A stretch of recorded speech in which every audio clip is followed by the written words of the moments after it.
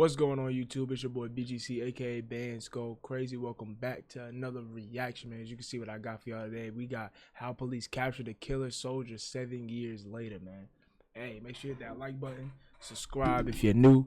On the road to 1,000 subscribers. You already know what to do, man. And hey, let's get right into this one. Shout out to Dr. Insanity for this video right here, man. This is an hour long. Make sure you got your snacks, your drinks. If you smoke, your blunts. If you drink, get your liquor. And let's get it popping. Out off of Southeast Main Street, there was a body that was found in the house, okay? We were able to say that it is Cat, okay? I'm so sorry for your loss, sir. This is 28-year-old John Blauvelt, learning that his missing wife was discovered in an abandoned house, brutally murdered, surrounded by satanic markings. Okay. However, John had a disturbing secret he couldn't tell the interviewer that day. Down. I wipe her down. Using his military experience, he carried out a near-perfect murder that kept detectives one step behind for years. By the time investigators began to narrow in on him, John was already long gone, living in a new state, in a new house, running away with his 17-year-old girlfriend, and seemingly getting away for good. This defies any kind of logic that I have experienced in my 62 years on this earth. We know more than you think we do. What if I told you that your cell phone did ping somewhere other than where you say you were? This is about to be crazy. Yo, 7 It's years. 2:15 p.m. on October 20. Damn, 26. 7 years later is just insane in general, bro. So I guess this is when it happened, I'm guessing. 4th, 2016. 22-year-old Katie Blauvelt is captured on CCTV inside her workplace. Her shift is soon coming to an end, and she's planning to meet her mother at 3 p.m. that same day. She leaves, calls her mother, and takes a selfie, unaware it's the last photo she ever takes. Not long after, her phone pings a location for the last time, and Katie disappears without a trace. 5 hours passed by. It's now 7 p.m., and Katie never arrived for dinner with her mother. Worried, the mother and other family members try calling her multiple times, but her phone has no signal. At 7:48 p.m., Katie's mother reports her missing. Officers, friends, and family mobilize to look for her, and the search officially begins. But this left detectives with a critical 5-hour gap in the timeline, one they would spend months trying to piece together. 10 hours would go past without any clues about Katie's whereabouts. Then, at 12:33 a.m., the police receive an unexpected call.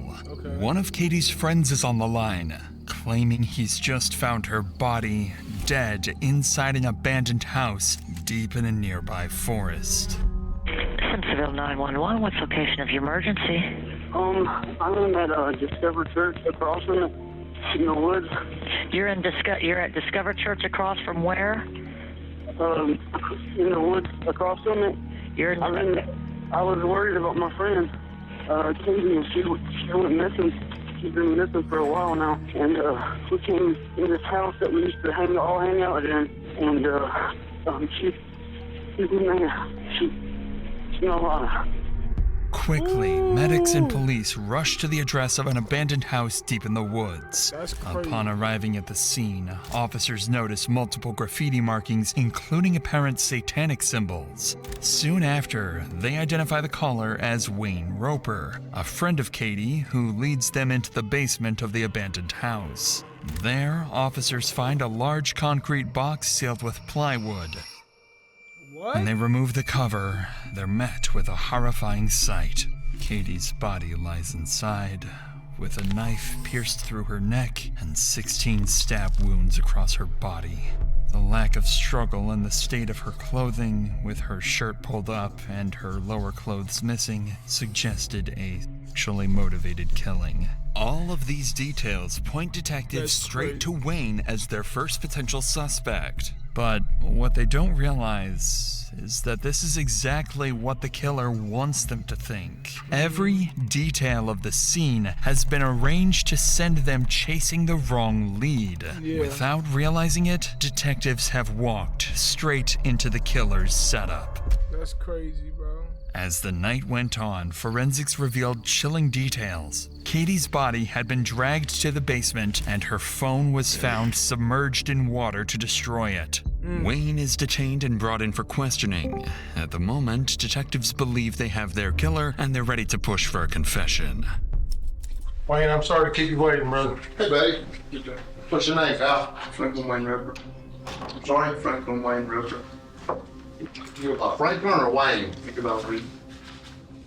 At this point, Wayne believes he's been brought in to be questioned as a witness after the heartbreaking discovery, unaware that detectives are already convinced about his involvement in the murder, and any statement he makes might be used against him. That's I think crazy. you know why you're here, right? Yeah. Okay. Tell me how did you meet Katie? Just from the time you met her, kind of what your relationship was, and leading you up until, 11:30 or so last night, okay? I first met her, we were friends at first, and then we dated for like a month or so, and then that's whenever I moved to Liberty with my dad, and we stayed in contact for a little bit, and then once I left my dad's and went to North Carolina, we lost contact. Detectives begin the interview by learning that Wayne and Katie were once together, but quickly, Wayne reveals something that would immediately put suspicion onto his name. Maybe a year later, that Katie got married to John Waldell, and then one night she came and hung out with us with John. It was the first time I've seen her since I moved, and since then, John offered me to move in with them as a roommate, being $200 a month. Okay. And I took it up. It was a good deal. So you lived with her and her husband? Yeah, Kind of it's weird. It was When was this? Do you remember when this was? when I lived with them. It was before June this year. As Wayne explains that he once dated Katie Okay. and later lived with her and her Yeah, husband, I detectives see why they grow suspicious on him, because that's so crazy, bro. This is crazy. gain another reason to suspect him: jealousy. And just as everything appears to be moving in the perfect direction for the real killer and his carefully constructed plan, Wayne makes a claim that complicates the investigation and may just be enough to ruin the killer's plan. Living there, everything like going okay, Then they started having arguments because of me, because she used to talk about me before, and she told me that he was jealous of me, and their arguments started getting worse, and that was whenever he got drunk one night and he cussed her out, and he had her in the bathroom. They were just pretty much just screaming at each other. From there, she ended up moving back in with her mom, I think. When did you and Katie, when you were living with John and Katie, were y'all being intimate with each other? It was only once. And John was there or not there? It was like a threesome thing. And how did that come What the fuck? about? I was drunk and he was drunk, and so I did it. Like after that, he changed. If true, Wayne's claims about John's violent behavior could shift suspicion towards him. Yeah. But despite Wayne's accusations, something still doesn't add up. His story, with its inconsistencies and gaps, keeps raising suspicions, because prior to this interrogation, detectives learned that on the day of Katie's death, Wayne arrived late to work and he admits to walking near the abandoned house around the time Katie disappeared. More importantly, while at work, Wayne was aware that Katie might be inside that very house. Yet despite that suspicion, he never alerted authorities. Instead, he waited until the end of the day, went there himself, and only then called the police. All of this places Wayne squarely in the crosshairs of investigators, and unknowingly pushes them further into the real killer's trap.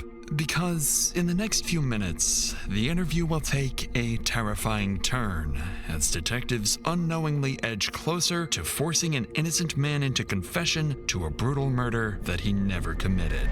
But before we get to that, recently I'd been dealing with these headaches for 3 weeks straight. You're on your OD.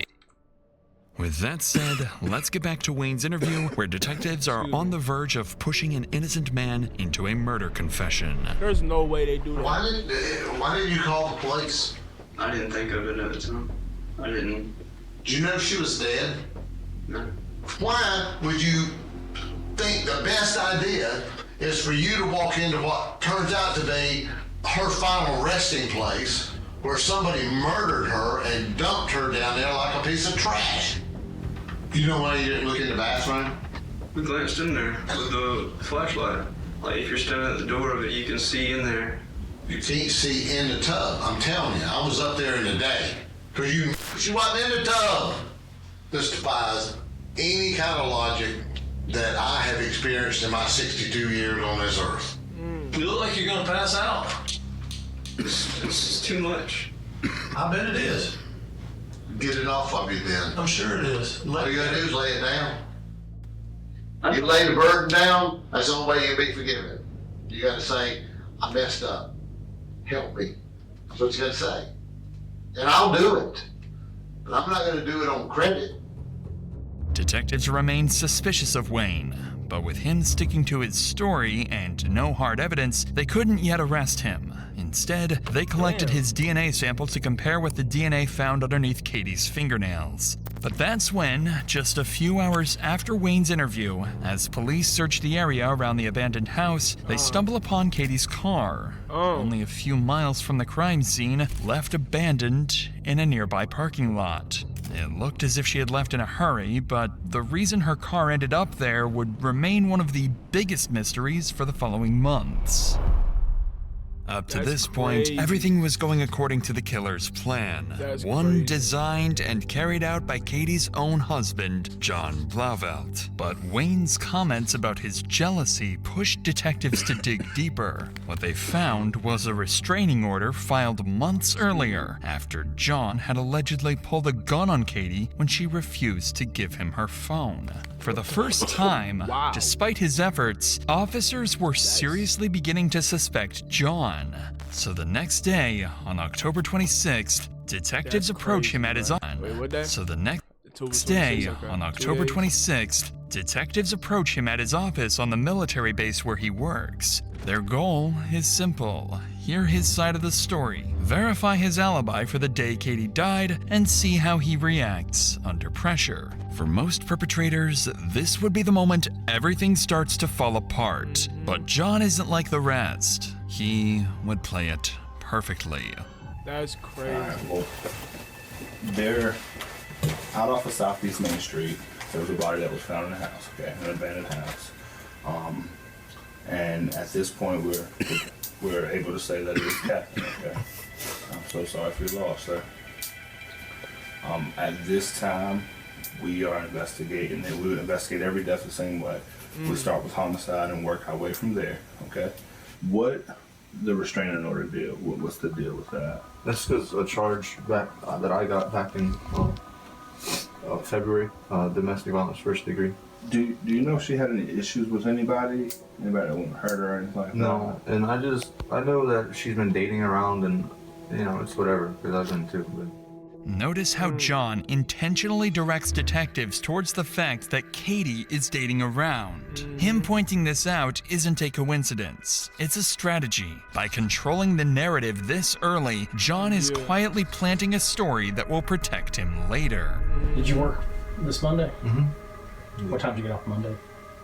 Like 2:30ish, 2, I don't know. Did you stop anywhere on the way home? Mm-hmm. Let me ask you this. Why were you looking for Katie? For Cheyenne. Cheyenne's destroyed right now, and I'm just trying to help her out. Who do you know that would want to do harm to her? Not nobody. Do you know there's a guy that used to live with you, redheaded fella? Redhead? Yeah. Wayne? Yeah. Mm-hmm. What's his story? Just regular dude. Good guy. Friends with him. Mm-hmm. What do you do for the Army? Well, right now I just sit in this office, small office right now. Because of the civil investigation, all of my recruiting duties have been suspended. Are you familiar with this abandoned house? Yeah. Okay. That's the spot. That's What's the the spot? hangout spot. Am I being charged with a crime? Because he's recorded me, and I'm not comfortable with that. No. And if I am, I'd like to contact a lawyer. Because this is uncomfortable. Okay. You're not being charged, Okay. with a crime right now. As the interview ends, John Excuse me, y'all. You see how like that nigga is like straight on, like it feel like he just defensive and tense. Like, you feel me? He just look real like tense and defensive right now. does something counterintuitive. He defends Wayne, the man he's secretly framing. It's a manipulation tactic known as reverse empathy. By showing compassion, he makes himself appear harmless and trustworthy. John's first interrogation had gone almost perfectly, leaving detectives with little they could use against him. Still, they couldn't shake the feeling that something was off. With no evidence to hold him, he was let go, and officers would turn to those closest to John and Katie, their friends and family, unaware that John had already influenced them. That's Detectives crazy. started with Crystal, Katie's best friend, and at the time, also John's roommate. John knew exactly what to expect here. In his interrogation, he had already planted the idea that Katie was dating around, and Crystal, being one of Katie's close friends, also knew about her dating habits. His hope was that she would unknowingly reinforce this misdirection, steering suspicion towards anyone but him. Alright, October 28th, 2016, 4:47 p.m., Simpsonville Police Department. And like I said, all I ask is that you don't tell John you're up here, and he's not the only suspect. You know, there's other people we're talking to and questioning. So, has he made any statements about, if I go to jail for Katie's murder? He's just, I mean, he said that, it sucks for him because he feels like he's gonna get in trouble for it, but, he's like, I didn't do this, like, I'm tired of people coming after me. Right. See, me and John actually really do get along. You know what I'm saying? I'm not gonna lie about him at all. I'm gonna tell you the straight up truth. If he's acting weird, I'm gonna tell you, but it wasn't. I was thinking last night about it, I really was. Just maybe a split second thought that it could have been John. But ever since Katie's gone missing, he's made sure that there was more than one person around him. At the time that Katie died at 8 o'clock at night, all three of us were sitting in the living room. I mean, from 5 o'clock when he came back home till me and my boyfriend left for work the next morning, he was there. Notice how Crystal mentions 5. But John said that day. Didn't John say that day he didn't go nowhere and he went straight home? But now she's saying that day, and she's saying that day that he went to her crib. Oh wait, no. Unless they're roommates. I think that that's what they John just- I got don't know. home at 5 p.m. Okay, and yeah. stayed there the entire evening until morning. Never mind, yeah, It's a never mind. detail that would later turn out to be part of John's manipulation. So, if you had to take a guess if you killed her, what would you say? I don't know because I heard a lot of things, and I know she had a tender, and I know that she was dating a lot of people from, Cheyenne telling me that she took a lot of people down in the house. I didn't even know the house existed. What were John's feelings or thoughts toward Katie to you? I mean, I know that he loved her. I know that he still does. I mean, he's mad because of what Katie is accusing. You know, he held the gun up to my head and stuff like that. And just by the way she was talking, I knew she was lying. Because that's what she did. Me and her used to get each other in trouble all the time in high school. That's what she would do. She would lie, you know?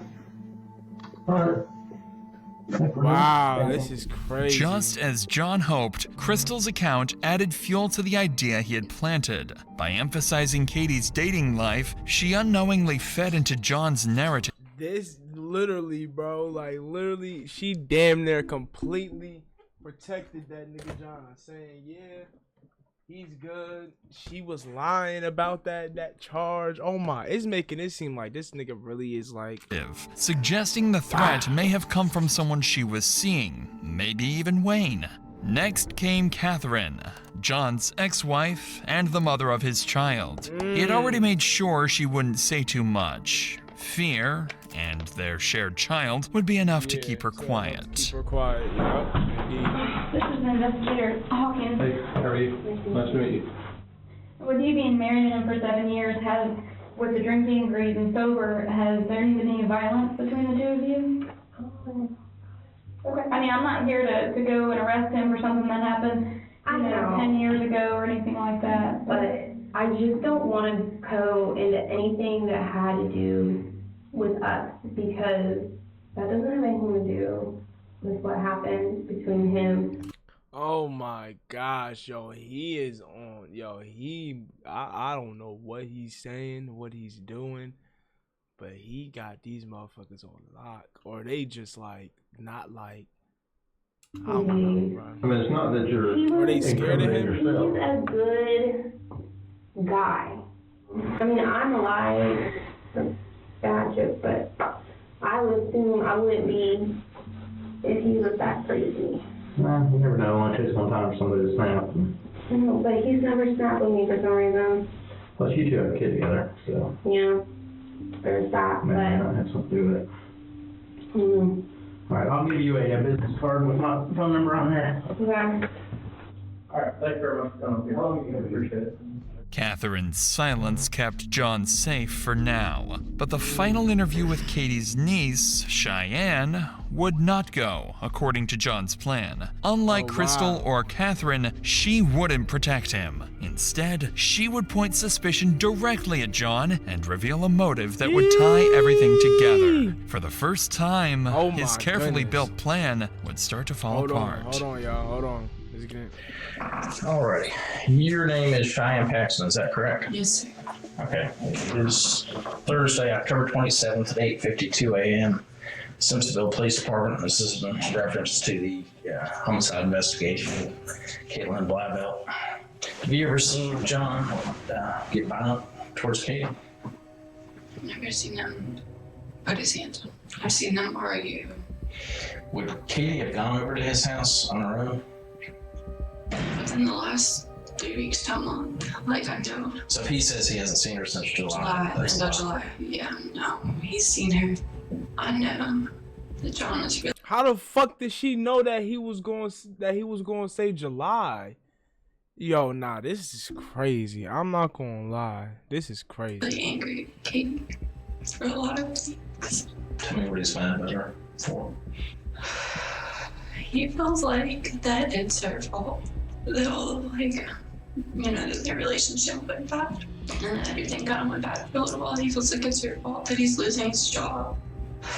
And that he got in any trouble. And he just blames it all on her, you know? Mm-hmm. And I don't know if this matters or not. But I know he has like a $150,000 life insurance policy on her too. Alright. I appreciate you. Bro, what's up?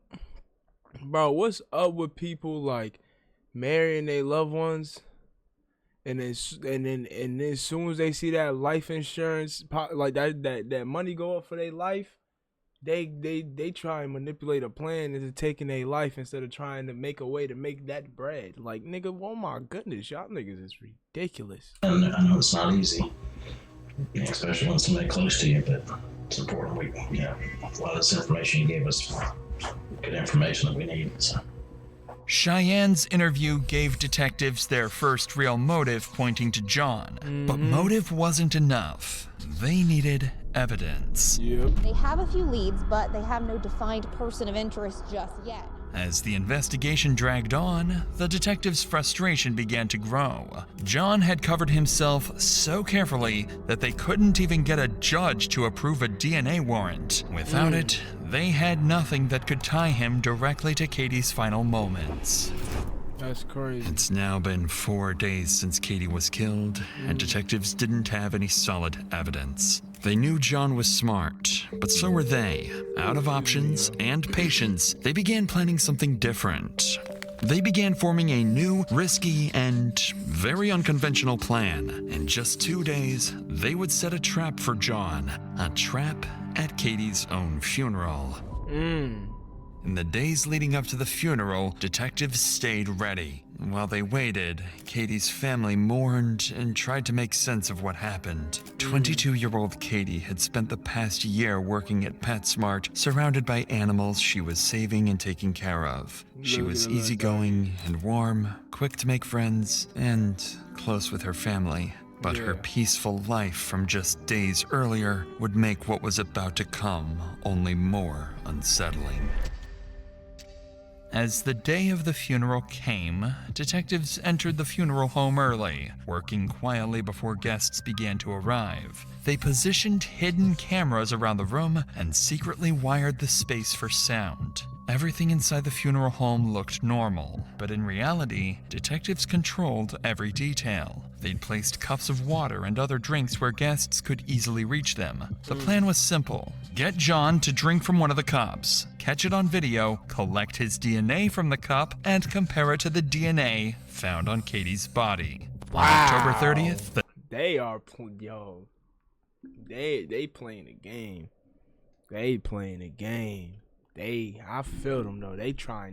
I love this. I love how persistent. The day of the funeral, detectives set their plan into motion. But what their cameras are about to capture goes far beyond anything they expect. For real?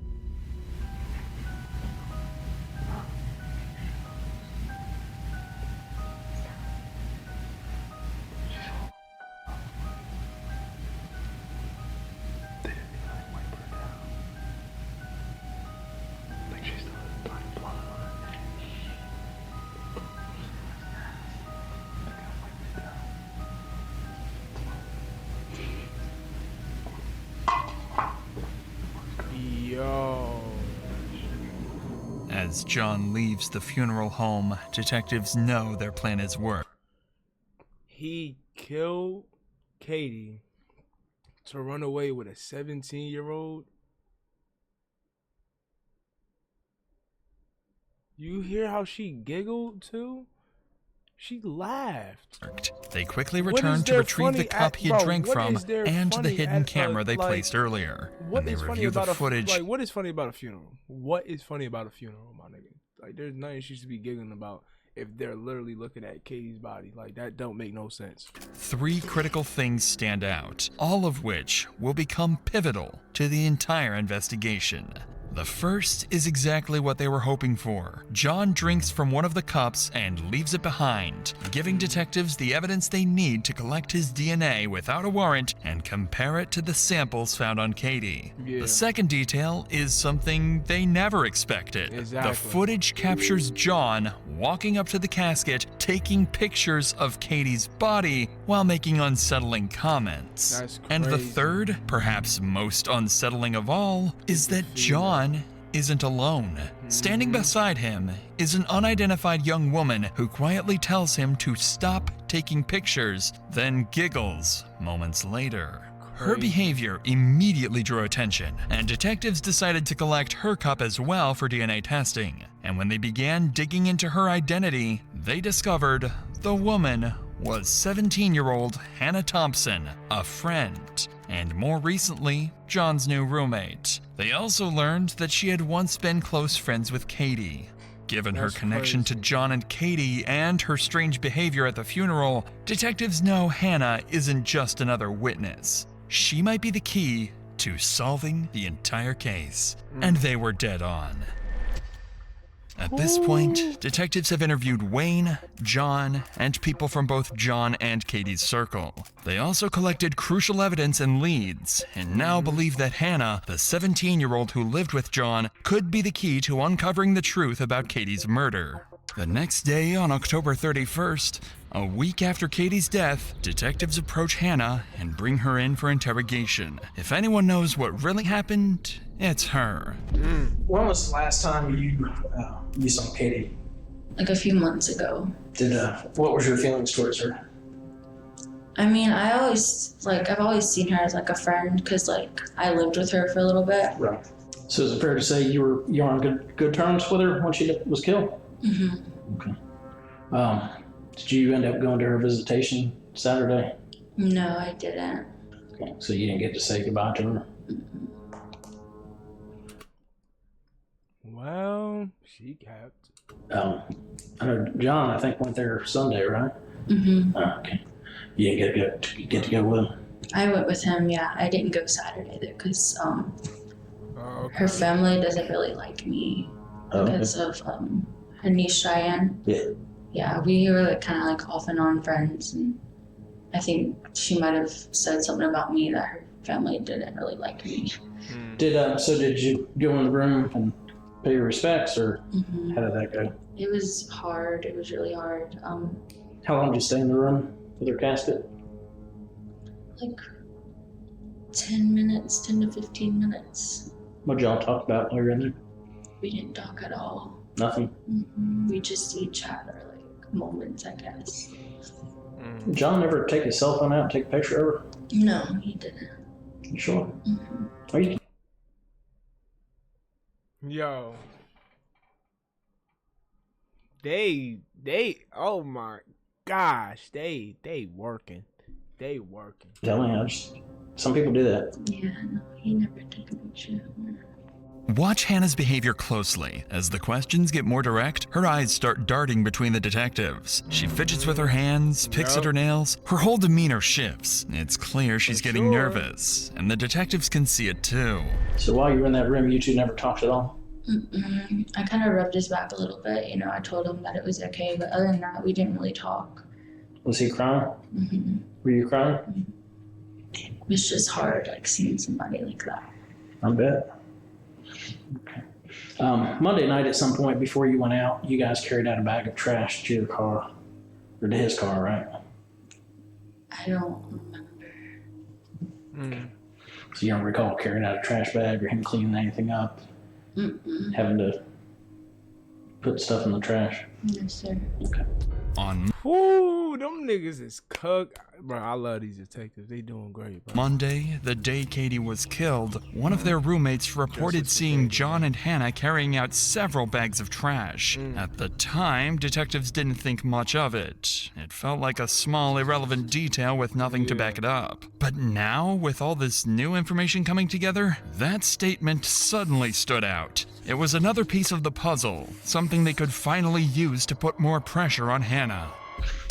Just so you understand, we've been working this case steady since she disappeared. Right. So there's a lot of these things that we know the answers to. And you've given the wrong mother answers. You heard me. I tell you already, you're lying to me. Okay. You do not want to get wrapped up in catching the murder charge. I gotta tell you a little something. At the funeral home, we were there. Okay? There was a camera in the room. There was a recorder in the room. We heard everything you guys said. So do you want to go back and rehash that? I don't. It was not. Huh? Hello. Yo ass is caught. Hello. Justice for Katie. To see her like that. What are you talking about? Is that why there was some giggling and stuff? There's not any giggling. We've been doing this longer than you've been alive. You're not slicker than us. You know, you're not going to outsmart us. We've talked to people. This is a murder. You understand that? Yes, sir. What do you think about somebody that would stab her on the neck to the point where the knife went all the way through to the other side, and then stick her body like a piece of trash in the basement of an abandoned house to sit there for a day and a half before somebody finds her? Look at her, man. She's right I here. don't want to look at her. That's your friend. I don't want to do this anymore. Don't want to do what? Don't want to help us find out who killed her? All you gotta do is tell the truth. It would be so easy. Can I tell you something? To tell the truth, you don't have to try. It just flows. It just comes out. We're also aware of what people have told us about you and Katie. And they're telling us that you didn't like her one bit. Well, after me and John started, like, getting together, Katie started not liking me. If you know something and you're trying to cover up for it, you're gonna go down with the rest of them. You're gonna go down with the person who did this to her. I don't know anything about her murder. You do. I don't. You do. I really don't. We really do. You do. We know more than you think. I don't want to talk anymore right now. Good luck to you. Even after being confronted with the footage and being caught in multiple lies, Hannah refused to give up on any additional details she may withhold. But while none of this gave detectives the definitive proof they needed, John didn't know that. And that uncertainty was exactly what they were counting on. So detectives decide to bring him in again. This time more prepared and ready to push harder than before. They planned to corner him with everything they had. But they'd have to be careful. If they pushed too far without enough to arrest him, it could tip him off, causing him to disappear.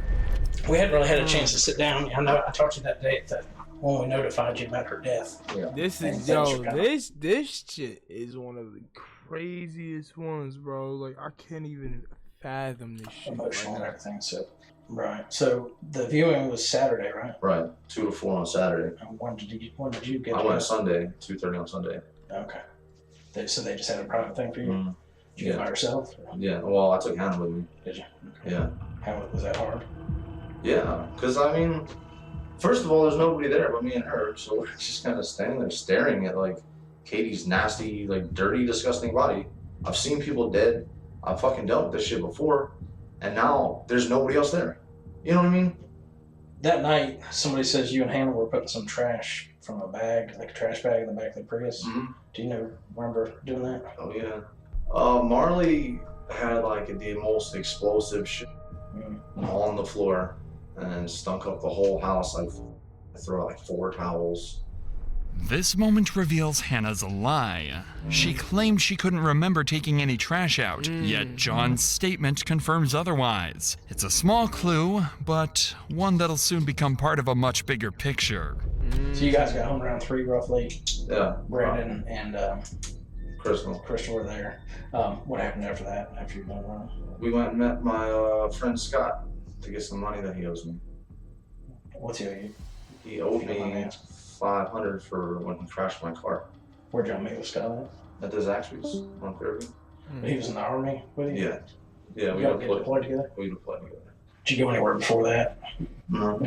This is where John makes his first mistake, mentioning a name detectives have never heard before. Charles Scott, his friend from the military, someone who'd later prove to know far more about the night Katie died than anyone realized. Ooh. I don't know how much you know about cell phones and stuff like that. This is... But as you go around, your cell phone's constantly picking up tower, searching for signals and stuff like that. So with that said, is there anything...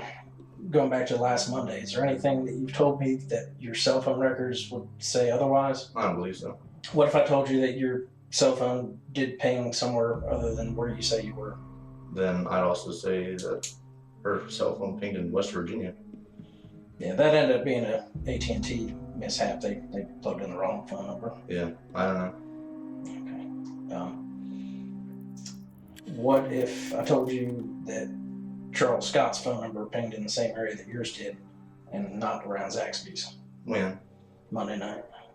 He's got freedom of moving on him. We can call him. We can ask him. Okay. So the night, this Monday night that we were talking about around 6:15, sometime around that time frame, can you think of any reason your phone... Yeah, I just thought about it too. Can they go back to the other girl that said that he ain't leave since he got home at 5, and then it seemed like he leaving the house and shit. They need to bring her ass back in. Would show that you were in that area of Augusta Road and Whitehorse Road. No. Is there any reason you and Charles were talking a lot that evening? Yeah, because that's the night that he was here. That's the night he was available. I'm not looking to offend you, but it's questions that we need to get answered and cleared up. Okay. Did Katie have any kind of life insurance policy?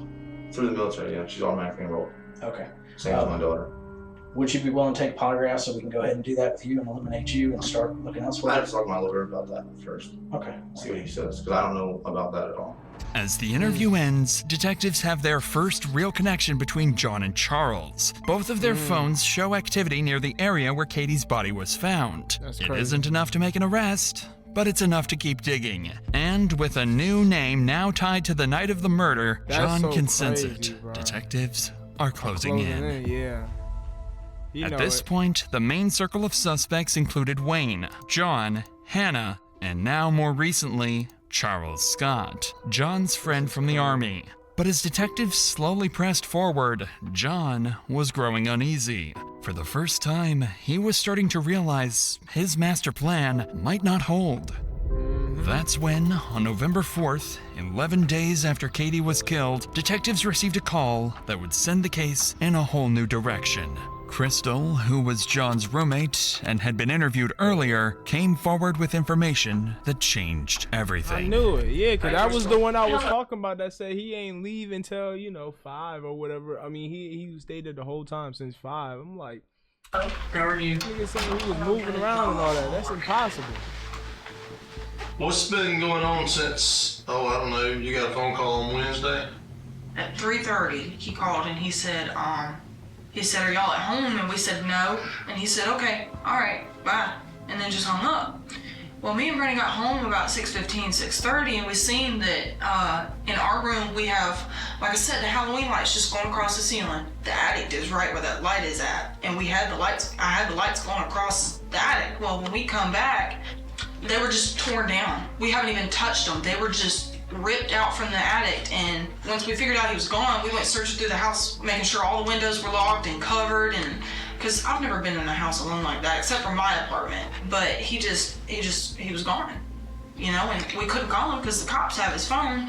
I said, Brandon, we need to go back outside and call the Simpsonville Detective Warlock. And I told him what was happening, and he was like, I was like, if you want to come and search the house right now, I'll give you full permission. And he said, well, I can't do that without a warrant. And he was like, and I was like, well, there's no way that somebody can come out here and search the house or anything like that. And he said, no. He said, your best bet is to go stay the night somewhere else. He was like, because you're possibly living with a murderer. John was gone.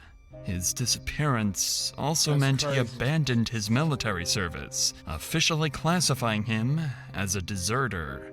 However, as investigators would soon learn, he wasn't alone. He had fled with none other than the 17-year-old girl, Hannah Thompson. And as officers across the state searched every highway, every motel, every possible route out of South Carolina with no sign of either of them, it became clear this wasn't just an investigation anymore. This was a manhunt. In the days that followed, leads were few. The pair had vanished completely off the grid. A 28-year-old former Army sergeant and a 17-year-old teenager, gone without a trace. 28 and 17? I just realized. 28 and 17? What the fuck am I? Then, on November 19th, 26 days after Katie's death, a small breakthrough happened. John's red Yukon was captured on CCTV near Las Cruces, New Mexico, about 1,600 miles from Simpsonville, South Carolina, where he disappeared. And just 2 days later, on November 21st, that same Yukon was found abandoned in the mountains of Umatilla County in Oregon, over 1,400 miles away from Las Cruces. Golly, are they punching 90 miles per hour all day, no sleep? Straight driving? How the fuck is he getting that? That nigga is driving. Inside the vehicle, investigators found John's laptop, clothes, and camping gear scattered around, suggesting that after the crash, John and Hannah grabbed what they could and ran into the woods. The discovery confirmed what detectives had already feared. John and Hannah were constantly on the move, crossing state lines and staying just far enough ahead of law enforcement to vanish again. Later that same day, authorities issued arrest warrants for both John and Hannah, officially turning the case into a nationwide manhunt. That's crazy. By this point, John and Hannah had already been on the run for over 2 weeks before any warrants were ever issued, putting them far ahead of law enforcement and nearly impossible to track. But once the warrants went active, detectives finally gained full access to their phones, chat logs, and internet history. And that's when their worst suspicions were confirmed. I just woke up and I already feel sad again. I feel like you're still talking to Katie.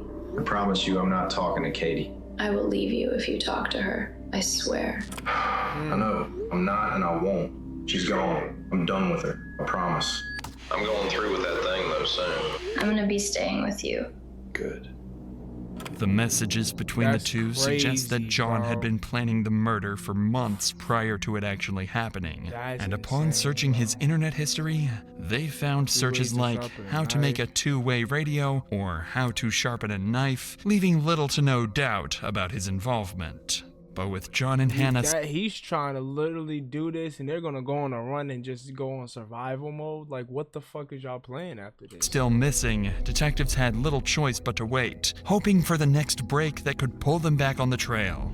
And that's when, on November 25th, 21 days after John and Hannah's disappearance, and over a month after Katie's death, detectives got a call from a South Carolina prison. But the caller wasn't just anyone. The call came from the cellmate of Charles Scott, John's army friend who was already in custody for an unrelated charge. Charles's phone had pinged near the abandoned house on the day Katie died, and his cellmate was about to provide a lead that could give detectives the breakthrough they desperately needed, with details only the killer could have known. Just as we're talking today, is that the Charles Scott you're talking about? Yeah, that's the one I'm talking about. He told me that he killed a girl, helped kill a girl with one of his buddies named John, something like that. You know, they had put her in a drug house or an abandoned house, in the basement, in a box that takes 2 people to open. He was the one that coerced her to the spot where John came up behind her and got her, grabbed her. And they met at a different location. When John got her, they put a knife to her. John stabbed her. I don't know how many times John stabbed her. He didn't say. He said he knows he stabbed her twice and John made him stab her twice. He actually said it scared him when he stabbed her at first, but then after he stabbed her, it made him feel a little better. William's statements are shocking. His account of what happened closely mirrors the possible events of the night Katie died, and what he says next only grows more disturbing. He said, well, this is the second time. The first time he told me about, you know, how he coerced her to come to the spot, and now they was going to talk about something about John, trying to help John come off of marijuana, and John's on drugs real bad. After John grabbed her, they put her in John's Tahoe, red Tahoe, and took her to the scene. So where did they say where they actually killed her at? In the back of the Tahoe, on the tarp. I said, look, be honest with me. I said, have they took your DNA? He said, no. I said, well, that's a good thing. I said, your DNA at the crime scene. He said, they had took my DNA, it's not going to be there. All right. If you don't have anything else, Mark, we're going to go ahead and conclude the interview at 11:02 a.m.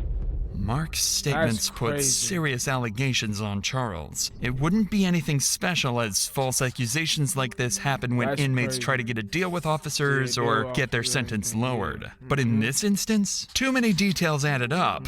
Details only the killer or someone heavily involved could have known. One of those was his claim that Charles had lured Katie to a location near the abandoned house. For detectives, this suddenly made sense of why her car had been discovered just a few miles away, abandoned without a struggle. Charles also allegedly told his bunkmate that he and John wrapped Katie in a tarp to move her into the basement. This matched forensics, which had already indicated she'd been moved after death. Now detectives have he don't know all that shit. That nigga probably been in jail for I don't know how long, but seems like he's been in jail, so there's no way he probably knew about all that. Theory of how that happened. It was now a very big chance for the detectives to possibly catch one of Katie's killers, a chance they couldn't afford to waste. So without hesitation, they brought Charles in, hoping for the biggest breakthrough in the case yet. But detectives knew getting Charles to talk wouldn't be easy. They didn't have enough evidence to pin him down, and they needed something, anything, that could make him slip. So they decided to take an insane risk. They came up with a plan to push him over the edge. They would bluff, pretending that John had already been arrested and was ready to testify against him. If Charles believed it, the pressure might finally make him talk. But if he didn't, detectives would lose their best chance to get the truth. Alright, Charles. Please take the polygraph test. Let's get away from the polygraph, okay? Because you've been saying that ever since I read the warrant to you, okay? Because it's not looking good for you, okay? I have absolutely nothing to do with that girl's murder. Can I please take a polygraph test? Can I please take Let me tell you that John was arrested in New Jersey. Okay? And he's staying like a bird to those investigators. I don't care what he told you. Well, you should. I was not there. Investigator Manuel told you that John was arrested earlier. Okay. And he's talking. What do you think he's saying? I don't know what he's saying. I don't know, but I know I never seen that girl a day in my life. You were both there, Charles. No, we was not. As soon as the questioning starts, Charles demands a polygraph, and detectives know exactly what that means. Polygraphs aren't reliable, can be manipulated, and their results can't be used in court. It's an easy way out. Simple yes or no questions instead of real confrontation. And before long, his avoidance turns into an act of ignorance. I never seen that girl. But you knew that they were married, and you knew that John had problems. No, I did not know. You told me. You told me at the Fountain Police Department that John has talked about how she was fucking his career up. That was a lie.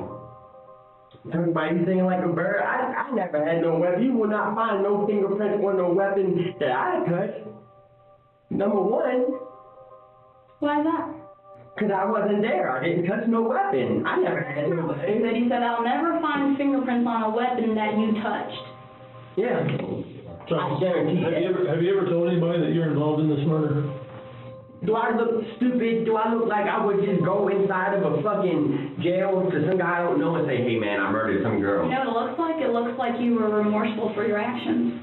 Well, let me ask you this, where's the phone that you had that you communicated with Katie on? That's who's Kate? The girl that died? Yeah. I never communicated with her. Where's the phone? What phone? The phone that was used to communicate with the girl the day that she was murdered. Only phone that I had was the one you confiscated and the one at Miss Christie's house. Even after the detectives bluff and revealed the testimony his previous cellmate made about Charles' involvement in the crime, he denied everything. Still, detectives couldn't ignore the phone data placing him near the house or the chilling details from his bunkmate. With no confession, all they could do was wait. Charles's DNA was now added to the samples already being tested against the evidence found beneath Katie's fingernails. And when those results came back, they would finally reveal who was truly involved. Over 2 weeks have now passed since the last lead on the case. With false leads and missing crucial timelines, it was becoming more and more possible that the real killers of Katie would never be found. Until the detectives got a call from Hannah's parents, with information that could soon result in solving the whole case. Hannah had resurfaced, stating she had been abandoned by John and would soon come back to her hometown, so law enforcement would be there, waiting for her. It was now the day when Hannah was supposed to come back to her home. Law enforcement secured all entries to the city, as well as all possible places she could go to. And finally, at 9 a.m., she would be spotted near her family home. From there, she would be instantly detained and taken to the police department for interrogation. For the detectives, it was now or never. That was their biggest chance of finding out what had really happened and who was truly responsible. This shit got my mind like, bro. So he abandoned her, what? It said 57 days? Ooh. Excuse me. 57 days later or something like that? For Katie's death. What was This the is game crazy. plan when you guys left? I don't think we really had one. Like, I guess both of us just kind of panicked, and he decided that he wanted to leave, like, the state. And we, like, drove up into the mountains, and he just got the car, like, stuck in trees, like, in the mountains. So I was like, what are we gonna do? He said that we would hike. I kind of, like, stopped, and I was crying, and I was like, I can't do this anymore. I was like, I need to go home. Like, he started, like, yelling at me and calling me names and saying that if I left, like, he was gonna kill me. Then, like, one morning, like, he had gotten up and left, and then I was just like, I'm not just gonna, like, sit here. Like, I got up and I went to, like, down the street to, like, a hotel, started crying, and then I sent a message to my mom and dad. Hannah continued describing their time on the run, doing her best to avoid talking about the day of the murder. It went on for nearly 2 hours, and by then, the pressure had clearly worn her down. That's when the detective would start asking her the difficult questions, causing Hannah to break, revealing everything she knows. Let's go back to that Monday. Yup. Okay, because Let's we get now back to that have Monday. conversations. We don't really between care what Monday y'all was doing, driving, and all that. That's nice. We trying to figure out what happened. and about he's going to meet up with her, he's going to drink some beers with her at this abandoned house. He says he tries to meet up with her, it doesn't work. But then lo and behold, she's found at that abandoned house that he was supposed to go meet up with her at. Meanwhile, he randomly asks you to drop her off on Woodruff Road, or drop him off on Woodruff Road, and doesn't tell you why or anything. Okay. So can you please tell me what the game plan was? What did he tell you he was going to go and do? He told me that he was just gonna go talk to her at work. You drove him over there. He kept telling me, like, every day that, like, it was my fault, and that he did it for me, and, like... What did he say he did for you? He said that... when we were in Oregon at the casino, he, like, yelled it really loud.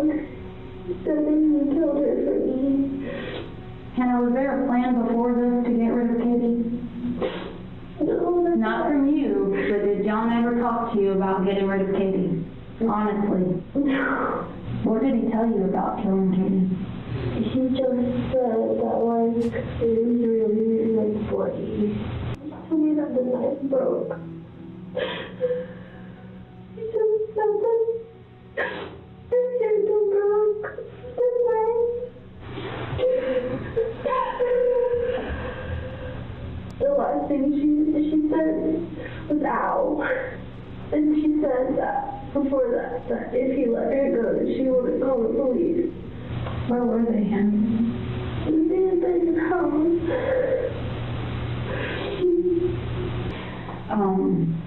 This is crazy, bro. Hannah, did you have anything to do with killing Katie? And the reason why I ask you this is because we're still hunting for John. Right. Okay? And as much as you think John cared about you, from an outsider's perspective, not knowing you, not being your mom, he doesn't. He don't. Unfortunately, Hannah's statements proved far less helpful in finding John than the detectives initially hoped for. Although she stated that John confessed to killing Katie and provided some new insights, she didn't know much about Charles's involvement. And while she could be arrested, detectives decided she might prove more useful free. After all, they now had her back in the city and under close watch, which seemed like a small success.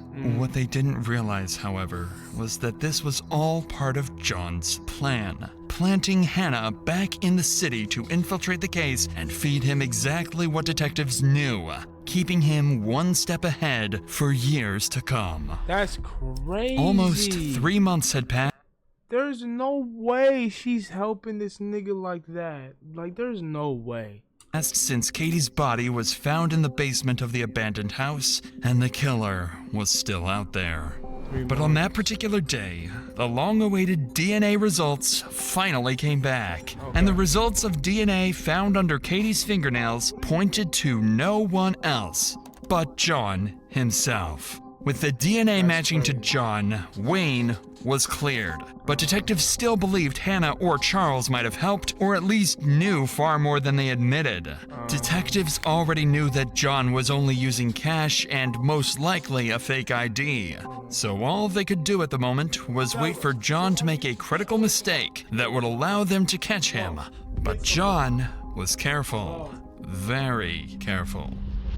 Here biting at my It trash had for so been long. over 7 months since Katie's murder and 6 months since John went on the run, when on May 21st, 2017, investigators received tips and possible sightings of John in Washington, over 2,700 miles from South Carolina, where Katie was found dead, and over 300 miles away from where his red Yukon was found abandoned.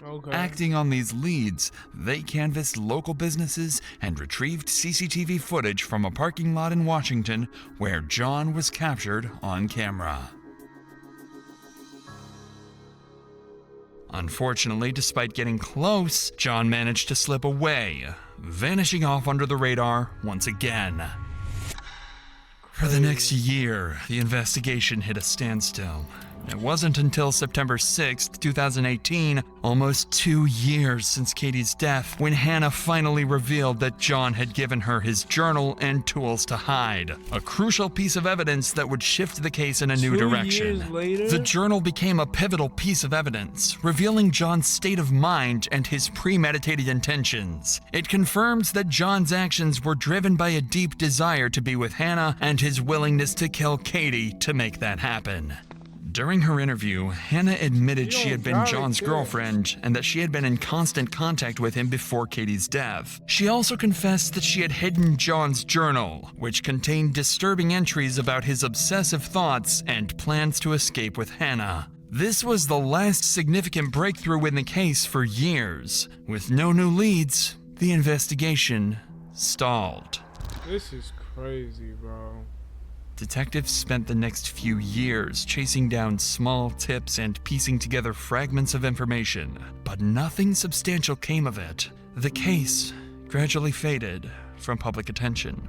Then, in 2022, 6 years after Katie's death, everything is about to change. After over 6 years of dead ends, U.S. Marshals and local law enforcement tracked John down in Oregon. He had erased his past, now living under the alias Ben Klein. Under his new identity, he had started a fresh life, marrying a new woman and leaving his past behind. For real? The arrest felt surreal. John, who had spent so long evading capture, was now cornered. After years of hiding in plain sight, the truth had finally caught up with him, and the case was nearing its resolution. Ben Klein? However, the mystery of how Katie was lured to the abandoned house remains unsolved to this day. Her phone was recovered damaged, limiting investigators' ability to access message content and app-based communications. And while rumors suggested Charles Scott might have had contact with her, this was never confirmed. With no physical or forensic evidence tying him to the crime, he was ultimately ruled out as a suspect and never sentenced. In 2022, during an interview after John's arrest, Hannah revealed for the first time that she and John had been in regular contact throughout the years he was on the run, continuing to text and communicate, even after she had returned to South Carolina. This new revelation shed light on her role in helping John evade capture. Finally, on September 20th, 2024, John Blauvelt was convicted of Katie's murder and sentenced to life in prison without parole. Hannah Thompson was charged with obstruction of justice and accessory after the fact, receiving a sentence of 10 years. Damn! Obstruction of justice and accessory after the fact gives you 10 years? Holy. Sheesh. Hey, man. Yo. Stay out of trouble, kids. You feel me? Stay out of trouble. why they? This was insane, bro. That is so crazy. You just got 10 years for a nigga just to go start a whole new life and all types of shit and shit like bro, like I don't understand some people's brain cells, bro. But hey, man, y'all see what that was right there? How police captured a killer soldier 7 years later, man. Make sure you hit that like button, subscribe if you're new, share the video. On the road to 1,000 subscribers, man. You already know what to do. But hey, it's your boy BGC, aka Bxndzgocrazii, and I'm gonna catch y'all on the next one, man.